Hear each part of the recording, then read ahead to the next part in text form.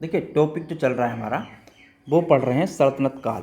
सल्तनत काल में मैंने आपको इसमें करा दिया है कैसे स्टार्ट हुआ, और इसमें आज बात करेंगे गुलाम वंश की। गुलाम वंश आपका 1206 से 1290 तक रहा है, ठीक है। तो उसी के बारे में चर्चा करने वाले हैं। इसमें कौन कौन से शासक रहे हैं। देखिए अगर बात करूं गुलाम वंश की, गुलाम वंश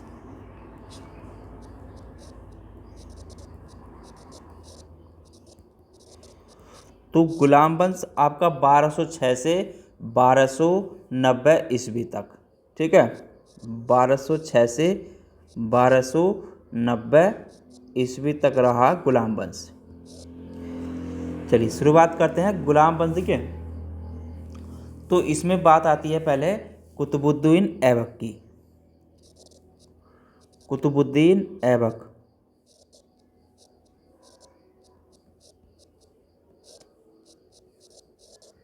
देखिए कुतुबुद्दीन ऐबक जो था तो मोहम्मद गौरी की मृत्यु के बाद उसका गुलाम कुतुबुद्दीन ऐबक ने बाद में गुलाम वंश की स्थापना करी, ठीक है।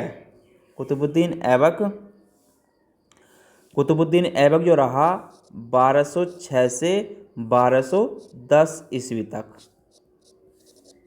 ठीक है। मोहम्मद गौरी के मृत्यु के बाद शासक बना, ठीक है। मोहम्मद गौरी की मृत्यु के बाद, मोहम्मद गौरी की मृत्यु के बाद इसने गुलाम वंश की स्थापना करी, ठीक है। तो इसने गुलाम वंश की जो है स्थापना करी। तो गुलाम वंश की स्थापना इसने करी, ठीक है। उसके बाद जो इसने पूछता, ठीक है, ऐबक को लाख बख्श के नाम से भी जाना जाता है। कुतुबुद्दीन ऐबक को लाख बख्श के नाम से भी जाना जाता है, ठीक है। लाख बख्श, लाख बख्श के नाम से भी इसे जाना जाता है।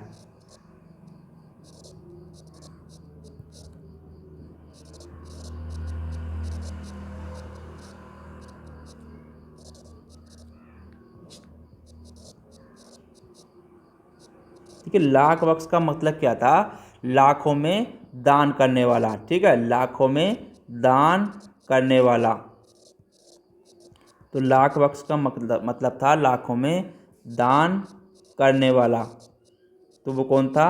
लाख बख्श के नाम से इसलिए इसे कहते थे। देखिए इसने जो ऐबक ने लाहौर को क्या है अपनी राजधानी बनाया, ठीक है। इसने लाहौर को राजधानी बनाया, लाहौर को राजधानी बनाया इसने, ठीक है। तो इसने लाहौर को राजधानी बनाया और वहीं से उसने शासन किया, और वहीं से शासन किया,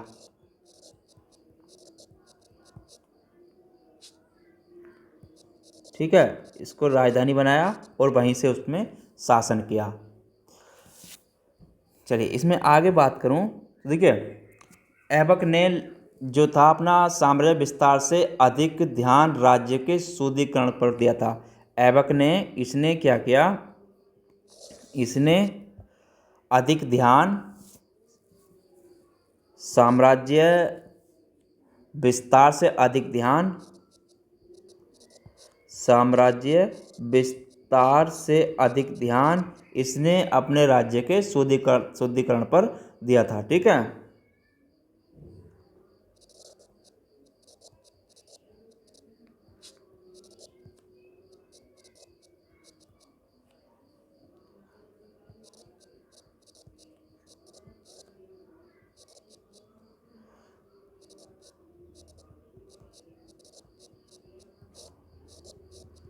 ठीक है, तो इसने इस पर ध्यान दिया ज़्यादा। देखिए कुतुबुद्दीन ऐबक ने जो है इसने दिल्ली में क्या क्या बनवाया। अगर आगे बात करूं तो इसने कुतुबुद्दीन ऐबक ने ही दिल्ली में क्या बनवाया? 2.5 दिन का झोंपड़ा बनवाया, ठीक है। तो दिल्ली में इन्हें कुतुबुद्दीन इस्लाम मस्जिद और अजमेर में 2.5 दिन का झोंपड़ा बनवाया। ठीक है। अगर इसके निर्माण की बात करूं, निर्माण, तो इसने निर्माण क्या कराया, 2.5 दिन का झोंपड़े का। अगर यहाँ पे निर्माण की बात की जाए, निर्माण, तो इसने जो निर्माण कराया वो 2.5 दिन का झोंपड़ा, 2.5 दिन का झोंपड़ा। तो ये जो है 2.5 दिन का झोंपड़ा कहाँ पर है, ये अजमेर में। ठीक है, ये अजमेर में इसका निर्माण कराया। और दूसरा है जिसका निर्माण कराया वो था कुतुबुल इस्लाम मस्जिद। ठीक है, कुतुबुल इस्लाम मस्जिद। तो ये जो मस्जिद है ये कहाँ पर है, आपकी दिल्ली में। ठीक है, ये कहाँ पर है, दिल्ली में इसका निर्माण इसने कराया था। ठीक है, देखिए इसने कभी भी सुल्तान की उपाधि धारण नहीं करी थी।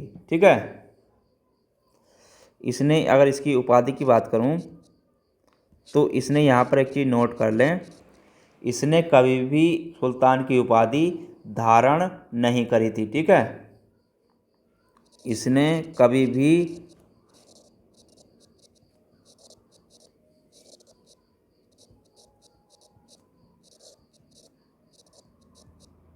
की उपाधि धारण नहीं करी। ठीक है, तो इस चीज़ को भी इसमें नोट कर लेना है।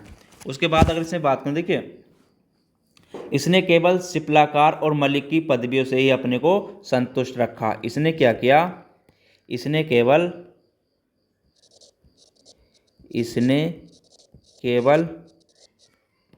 सिपलाकार, ठीक है, सिपह सलार और मलिक की पदवियों से ही, ठीक है, तथा मलिक की पदवियों से ही अपने को संतुष्ट रखा। ठीक है,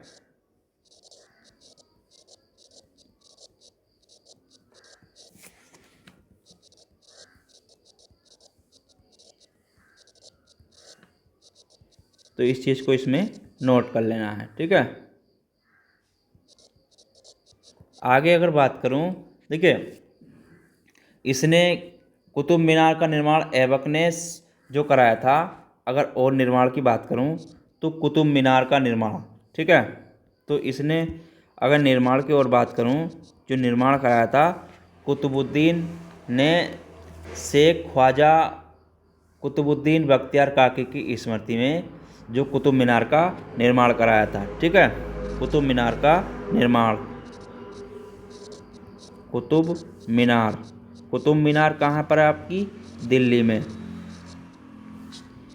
तो इसका जो निर्माण कराया था कुतुब मीनार का, ये इसने शेख ख्वाजा कुतुबुद्दीन बख्तियार काकी की स्मृति में करवाया था। ठीक है, अगर इसके निर्माण की बात करूं तो इसका निर्माण शेख ख्वाजा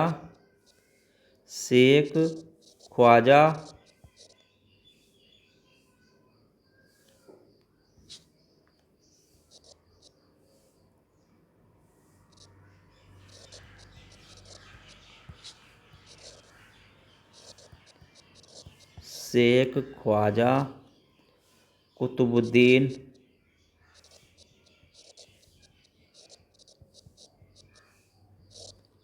बख्तियार काकी,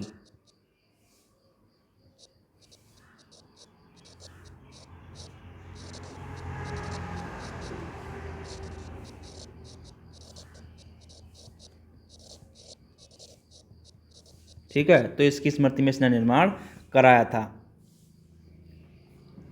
देखिए ऐबक का जो सहायक सेनापति था, अगर इसकी बात करूं, इसका सहायक सेनापति, तो इसका जो सहायक सेनापति था,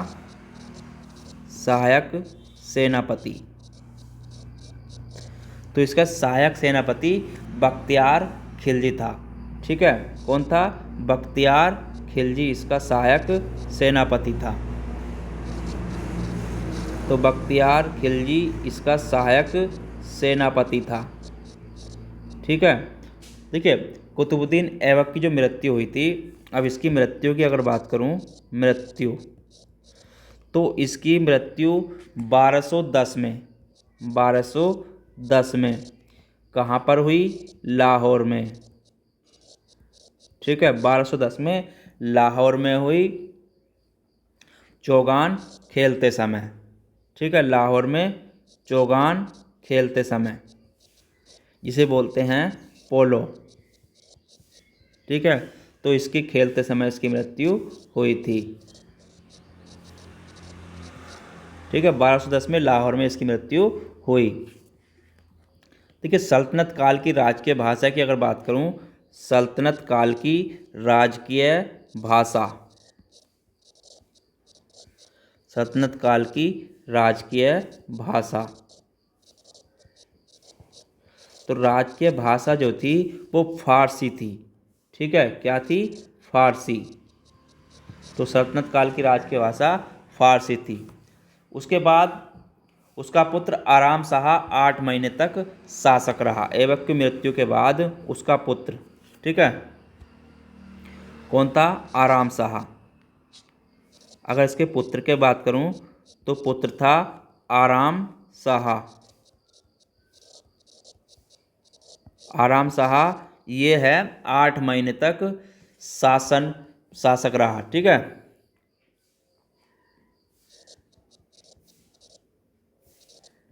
तो ये 8 महीने तक शासक रहा।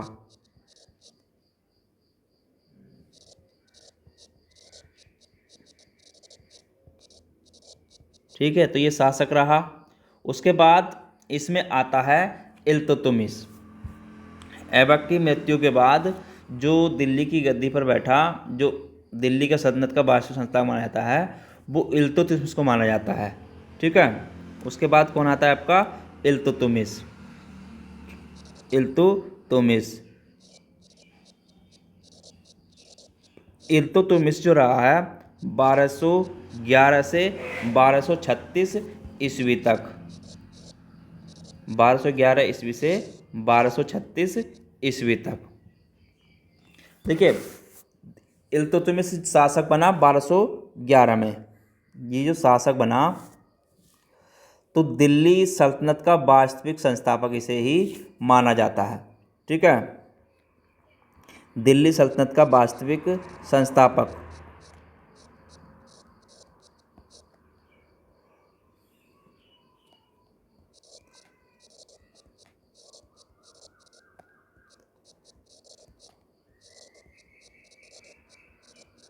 जो दिल्ली सल्तनत का वास्तविक संस्थापक माना जाता है वो किसे माना जाता है? आपका इल्तुतमिश को।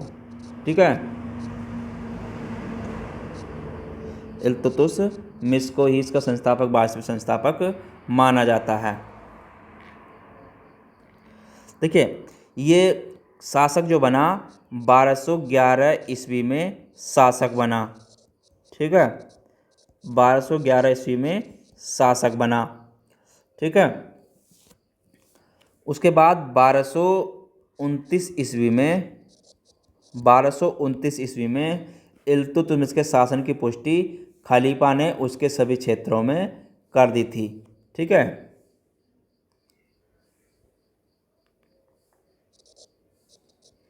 इसके शासन की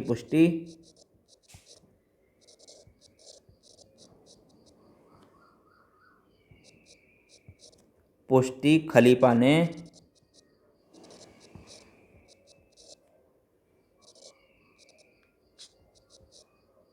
उन सभी राज्यों में, क्षेत्रों में, उन सभी क्षेत्रों में कर दी थी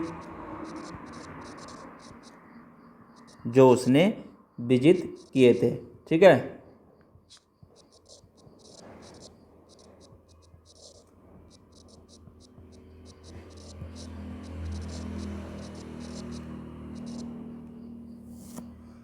ठीक है। देखिए, इसे जो उपाधि दी गई थी, उपाधि की अगर बात करूं, उपाधि, तो इसे उपाधि दी गई थी सुल्तान ए आजम की। किसकी उपाधि दी गई थी? सुल्तान ए आजम की। सुल्तान ए आजम। तो सुल्तान ए आजम की जो उपाधि दी थी वो इसे खलीफा ने दी थी। ठीक है, किसने दी थी? खलीफा ने। तो इसे खलीफा ने ये उपाधि दी थी। ठीक है, उसके बाद देखिए ये जो था इल्तुतमिश इलवरी तुर्क था। इल्तुतमिश जो था ये इलवरी तुर्क था। ठीक है, इल्तुतमिश क्या था? इलवरी तुर्क था। ठीक है, ये इलवरी तुर्क था और कुतुबुद्दीन ऐबक का गुलाम था। ठीक है, और ऐबक का गुलाम था ये।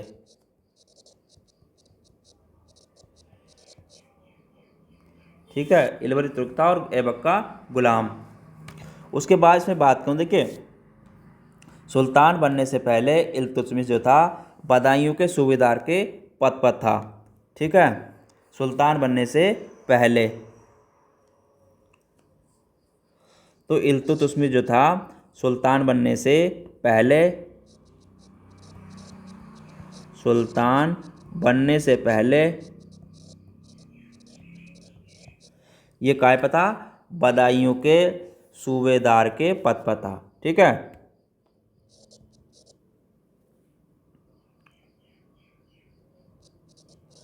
तो बदायूं के सूबेदार के पद पर था।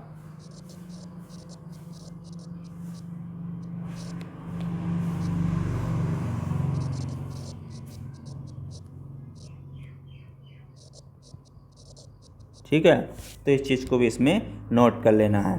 देखिए उसने चालीसा दल का गठन किया जिसे बोलते थे तुर्कान चहलगामी। ठीक है, तो इसने चालीसा दल का गठन किया।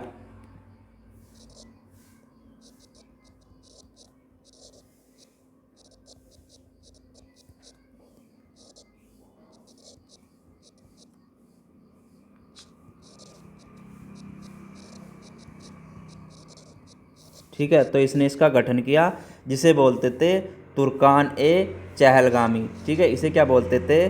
तुर्कान चहलगामी। तो इसे तुर्कान चहलगामी भी कहा जाता था। चहलगानी, तो इसे तुर्काल चहलगानी भी कहा जाता था। ठीक है,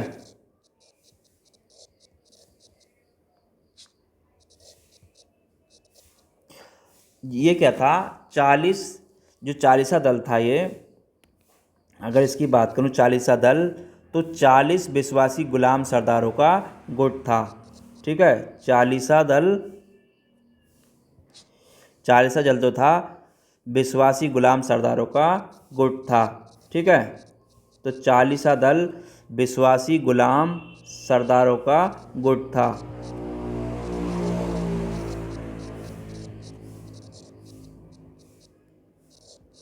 तो ये इसका गुट था। ठीक है, देखिए इल्तुतमिश में जो सर्वप्रथम शुद्ध अरबी के सिक्के चलवाए थे। ठीक है, इसने अगर बात करूं इल्तुतमिश की, इल्तुतमिश तो इसने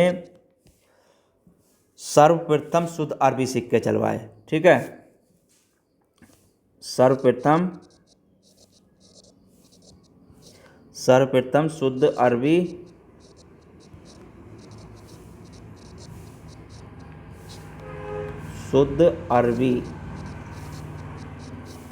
शुद्ध अरबी सिक्के चलवाए।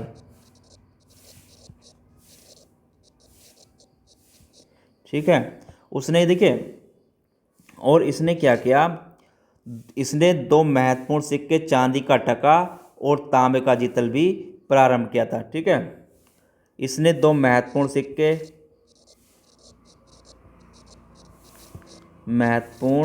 सिक्के जो थे, एक तो था चांदी का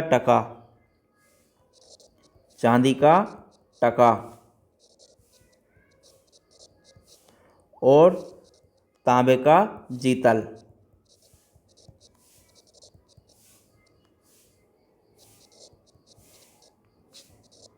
तो इसने ये दोनों सिक्के चलवाए। ठीक है, तो इसने इन दोनों को चलवाया था। और इसकी अगर राजधानी की बात करूं, देखिए राजधानी जो थी इसकी, अगर राजधानी की बात की जाए तो ये राजधानी लाहौर से दिल्ली स्थानांतरित इसने करी थी। ठीक है, लाहौर से दिल्ली स्थानांतरित करी। ठीक है,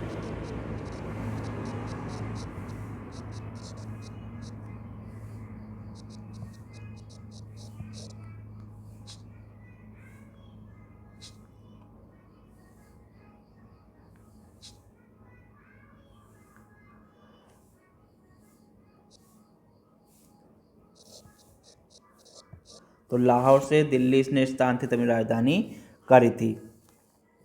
इसने ही एकता व्यवस्था की शुरुआत करी। ठीक है, और इसने इल्तुतमिश ने ही एकता व्यवस्था की शुरुआत करी थी।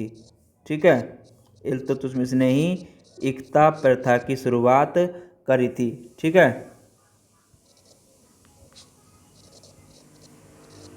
एकता व्यवस्था की शुरुआत।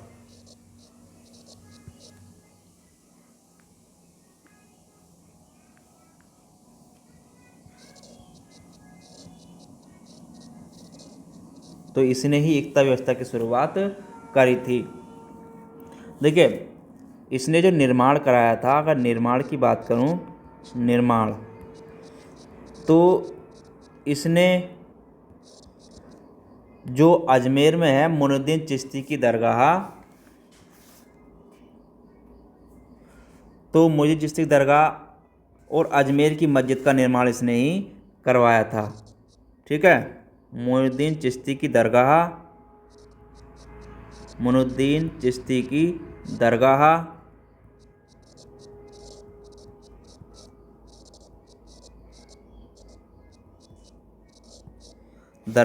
और अजमेर मस्जिद का निर्माण। ठीक है,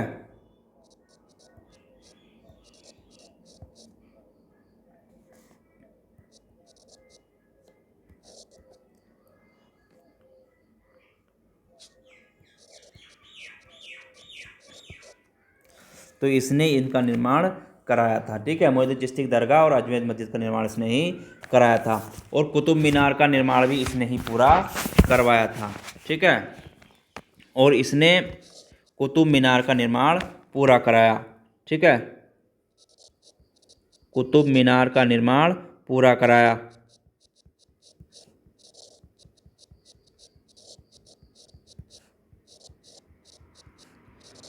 तो इसने ही उसका निर्माण पूरा कराया। देखिए जो भारत में पहला मकबरा बनाने का जो श्रेय जाता है वो इल्तुतमिश को ही जाता है। ठीक है, यानी कि भारत में पहला मकबरा बनाने का श्रेय, ठीक है, तो इल्तुतमिश को ही जाता है। भारत में पहला मकबरा बनाने का श्रेय।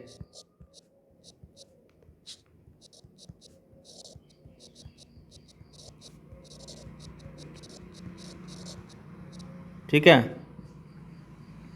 तो इसे ही जाता है। देखिए इसके शासनकाल में ही मध्य एशिया के मंगोलों के नेता चंगेज खान ने 1221 में इसके शासनकाल में ही जो था शासनकाल में भारत पर आक्रमण किया था। ठीक है, यानी कि 1221 ईस्वी में मध्य एशिया के मंगोलों के नेता, मध्य एशिया के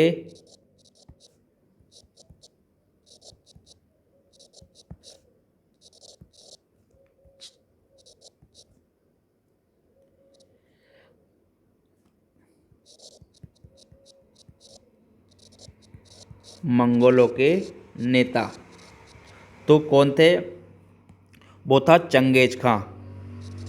ठीक है, तो चंगेज खां ने ही भारत पर आक्रमण किया था। ठीक है,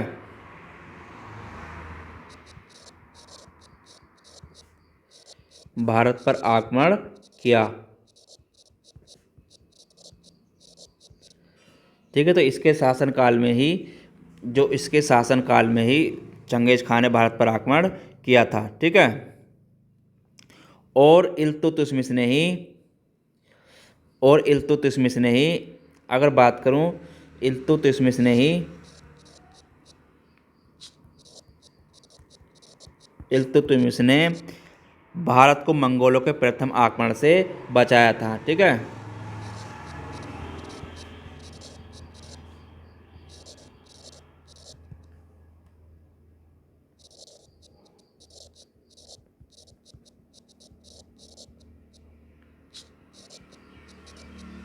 ठीक है, तो इसके आक्रमण से ही इन्हें बचाया था। उसके बाद इसमें जो इसकी पुत्री थी, इल्तुतमिश ने अपनी पुत्री रजिया को अपना उत्तराधिकारी घोषित किया था। ठीक है, इसकी पुत्री कौन थी? वो थी रजिया। रजिया तो रजिया जो थी इसे ही इसने अपना उत्तराधिकारी घोषित किया था। ठीक है, को अपना उत्तराधिकारी घोषित किया था।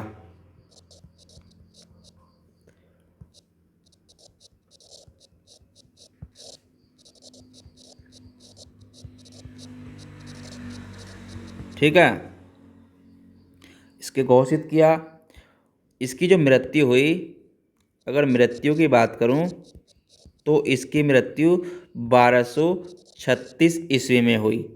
ठीक है, 1236 ईस्वी में। इल्तुतमिश ने, देखिए, इल्तुतमिश सुल्तान के पद को इल्तुतमिश ने सुल्तान के पद को वंशानुगत बनाया। ठीक है, एक चीज़ यहाँ पर एक नोट कर लें, इल्तुतमिश ने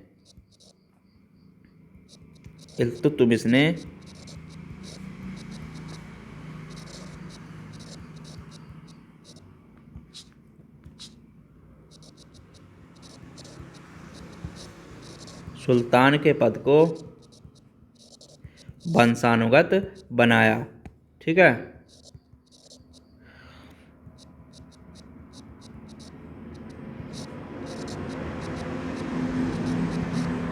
तो इसने ही इसके पद को, सुल्तान के पद को वंशानुगत बनाया था। तो आज के टॉपिक में इतना ही। कल का टॉपिक रहेगा इसमें आगे का। ठीक है, वो पढ़ेंगे रजिया सुल्तान और गयासुद्दीन बलबन। उसके बाद इसमें आपका खिलजी वंश स्टार्ट हो जाता है, वो बाद में करेंगे। ठीक है, तो आज के टॉपिक को यहीं पर विराम देते हैं। कल मिलेंगे इसी में आगे रजिया सुल्तान को लेकर के। ठीक है, अगर आप चैनल पर नए हैं तो चैनल को लाइक शेयर सब्सक्राइब जरूर कर लें। धन्यवाद।